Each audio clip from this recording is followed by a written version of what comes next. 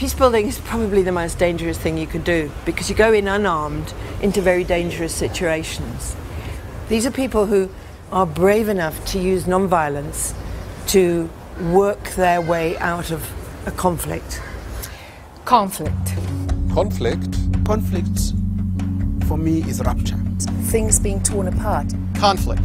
Conflict. Akatabanguko in my language. Conflict means Fear.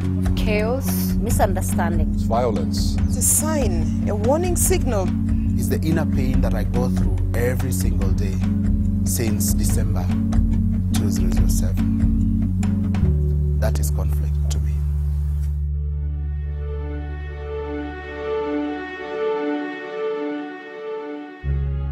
For a long time, my country, Kenya, was known as the island of peace, where we were situated in a region where almost all the other countries, from Somalia to Sudan to Uganda, Mozambique, Burundi, Rwanda, had all at some point descended into violence and conflict. But Kenya was seen as that place where we were unlikely to experience violence and conflict. Unfortunately for us, that changed after the elections in December 2007. One of the things we have to understand in Kenya is that our politics tends to take very, very ethnicized dimensions. Each of the sides actually campaigned on a very, very divisive ethnic platform. So we all voted and waited for the announcement of the results. But after the announcement of the results, the country exploded into violence because the results were disputed by one of the major political parties in Kenya. It was around 5-ish in the evening, and I was in the house. I was watching. It was funny because I was watching one side. I was watching a movie on a laptop. The other side, I was watching the elections. I just heard screams, woo, one loud woo, and I knew at once things are not the same again. Suddenly, in a span of less than 3 minutes, all I could see was fire, fire, fire, fire. And that night, I could hear gunshots. The camps came against each other, and it was war, total war. After some time in Naivasha, we could see people being slaughtered and their heads were put on the road. The soldiers really now didn't care. They were just out to enforce peace. There was no negotiating. You either had to be peaceful or you go down. It was a bad situation. In a nutshell, I could not believe this was Kenya. There was this terrible sense of responsibility that, hey, you have been out there in all those other countries. Now your country is burning. What are you called to do at this particular moment? So what did we do? We looked for each other.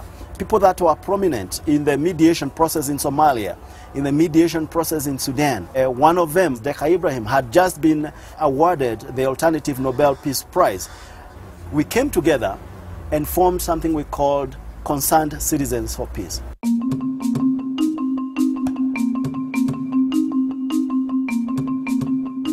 At that time, it took me, I can remember, 7 minutes from the international airport to Serena Hotel because the roads were clear. Nobody was on the street. Everybody was so fearful that the roads were just empty. I arrived at Serena and Ambassador told me, "You're chairing a meeting, you're our leader." And I was like, okay, what am I supposed to do? At this time, the very existence of our state, the very existence of our nation was really at a critical moment. The country was disintegrating very fast. I called Deka and said, "Are you okay, first of all?" And then I said, "What you doing?" And she said, "I'm in the Serena Hotel talking with the two generals and Ambassador Kiplagat." And they were leading this. And then I heard how they were doing it. Use of mobile phones to bring in information, plotting where the hot spots and cold spots were. And I thought, this is really turning into something fantastic by way of an example of how to do it.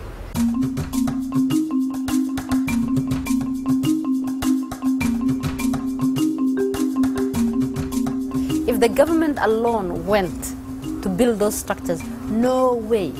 People were so annoyed with any state institution. They felt that the state security machinery were the ones killing them. So how can you come and talk to us about dialogue? So we are creating dialogue forums, in that space for the dialogue to happen systematically and in an organized manner, but more importantly, non-violently, whether it is verbal violence or emotional violence or physical violence, and then finding in a collaborative way the solutions at that local level, which then becomes the building blocks to enable, you know, also peace to be built at the national level.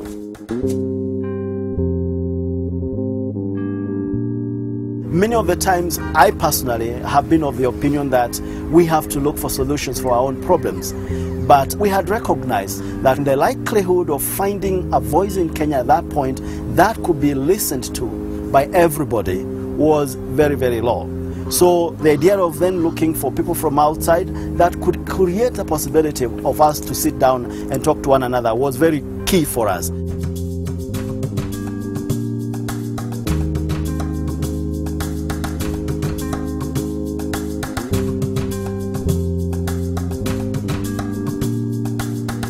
To put it very simply, the way I see it is that they were working from the bottom up. They were working with people on the ground all over the country in the most violent areas, spreading this vast network. And then Kofi Annan arrived and started his work from the top down. And the key was that they were able to lock it together. And as it's transpired and as we've studied it, we realized that it is really a model of how you respond to an eruption of violence, particularly electoral violence.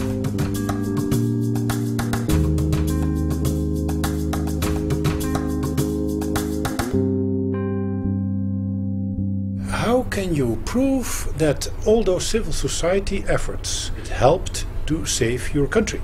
Yeah, not easy to answer, but for me what I would say is that given the atmosphere at that time, the animosity, the anger, the poison in people's minds and even our relationships, that for us to have created a platform or a space where we could begin to face one another, for me that was already an impact.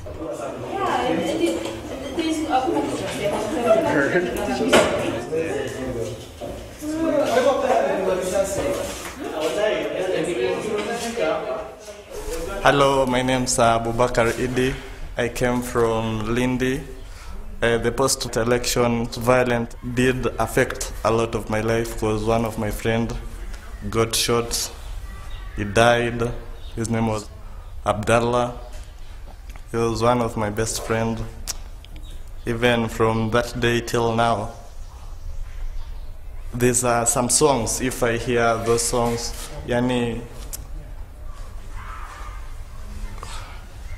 I don't have much to say because Abdallah was one of our best friends. In the field of peace building, the overwhelming tool of significance is to be present and to have the capacity to listen. And listen so attentively that people are able not just to tell their story, but to tell their story in such a way that when they finish recounting their story, they feel healed. Those 2 months was so intense that we lost nearly 1,500 lives, Kenyan lives, and almost 300 or up to 500,000 displaced people, and still some of them haven't gone back to their homes. You can physically reconstruct society, but the psychological impact of the violence is so deep that reconstructing the emotions and the psychological side will take us for quite a while.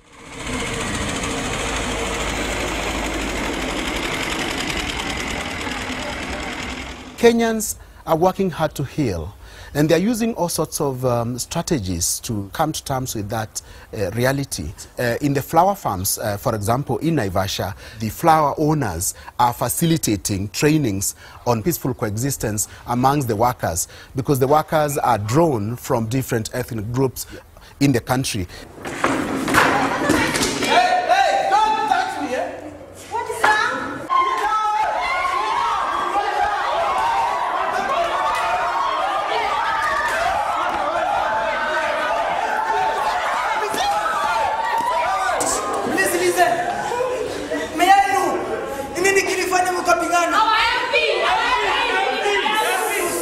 We need to live together in peace as one people. Yes. Peace. Peace. Peace. Peace.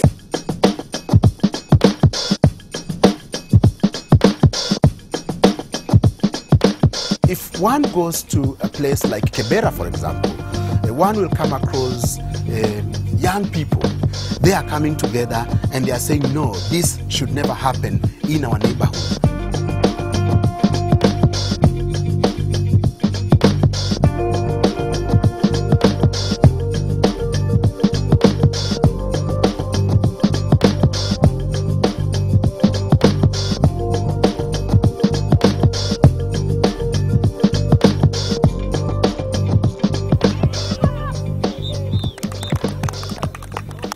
Carolina for Kibera is an organization that was formed in 2001.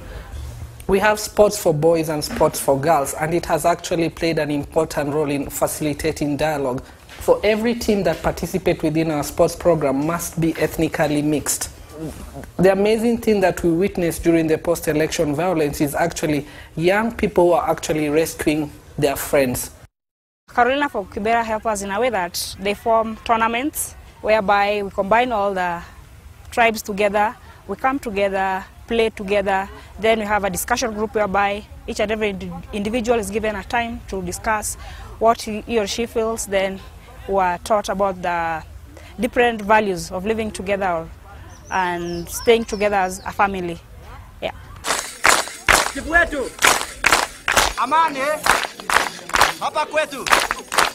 The other strategy that is being used to a very significant degree is dance, as a way again of building trust and tolerance and understanding. Surely it is the politicians who have divided these people, and even after they have divided them, they have never come back to tell them, no, this was wrong. And now we have achieved the active peace. As you can see them dancing together, laughing together, cracking jokes together. But before, nobody could talk with one another. Yeah, because if you see him, you can just divert and go the other way, just to avoid saying hi. But today, they are all together. And I'm sure even you didn't know who is a Samburu, you didn't know who was a Luo, you didn't know even who was a Kikuyu. They were all here, but you didn't know them. They were all here. So now we are at the top, and we're expecting this will continue. It's our hope and wish. For most of us, the violence was a terrible moment in our history. But it was also an opportunity to talk about poverty, to talk about the glaring gap between the propertied and the propertyless. It gives us an opportunity to talk about the electoral system. Do we want an electoral system where it's winner take all? Or do we want an electoral system where everybody feels they are winners? We have to remember the signing of the agreement is only the beginning. It's a framework, actually, for how we resolve the deeper-seated issues. And if we all go home believing that because we have signed an agreement, we have resolved the issues, then we are actually setting the stage for the next cycle of the violence. So, we are not at peace. It will come again if care is not taken, if the issues are not solved. That's my feeling as a peace builder. We really need to address the issues for us to stay in peace here in Africa. And in fact, Kenya, if we get it right, could emerge stronger, more powerful, more prosperous than it was before the violence.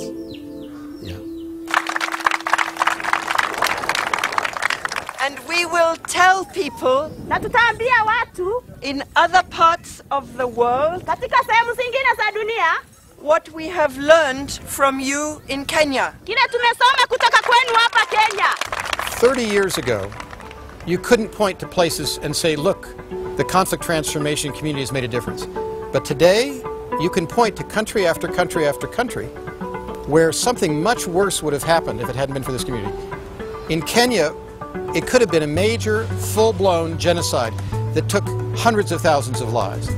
Instead, it stopped at 1,500. Surprised everybody. So we can look at many, many cases like that, and they prove this approach works. This approach should be invested in. And if you meet these people, if you meet this community, you have absolutely no doubt they have the tools and the skills for preventing conflict. Peace? Peace. Peace. Peace. Peace. Peace. Peace for me is silence. Justice. Power sharing. Coexistence. It's a collective effort. It's an active concept. Peace is not passive. Obsinje in my language.